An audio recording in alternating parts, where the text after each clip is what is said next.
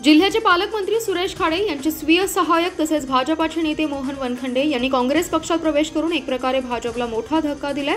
अनेक वर्षांपासून पालकमंत्र्यांचे स्वीय सहाय्यक असलेले वनखंडे यांनी कोल्हापूर येथील लोकसभेचे विरोधी पक्षनेते खासदार राहुल गांधी यांच्या संविधान सन्मान सभेत सहभाग घेऊन काँग्रेसचे प्रदेशाध्यक्ष नाना पटोले, माजी मुख्यमंत्री सुशीलकुमार शिंदे, खासदार प्रणिती शिंदे यांच्या उपस्थितीत काँग्रेसमध्ये प्रवेश केलाय। यावेळी रमेश चेन्थिनाला, माजी मुख्यमंत्री पृथ्वीराज चव्हाण, विजय वडेट्टीवार, विश्वजित कदम, खासदार विशाल पाटील यांच्यासह अन्य नेते उपस्थित होते। भाजपमध्ये सुरू असलेली अंतर्गत धुसफूस आणि सच्चा कार्यकर्त्यांना डावलून इतरांना जवळ केल्यामुळे पक्षांतर्गत नाराजी निर्माण झाली आहे। त्यामुळे मोहन वनखंडे यांनी भारतीय जनता पक्षाला रामराम ठोकून काँग्रेस पक्षात प्रवेश केलाय। पालकमंत्री सुरेश खाडे यांना विजयी करण्यामध्ये त्यांची महत्त्वाची भूमिका होती।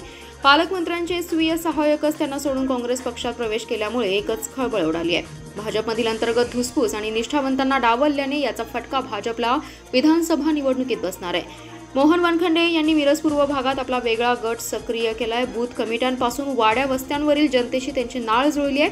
येणाऱ्या काळात काँग्रेस पक्षातील कार्यकर्ते आणि ध्येय धोरणांशी कशा पद्धतीने जुळवून घेतात हे महत्त्वाचं आहे।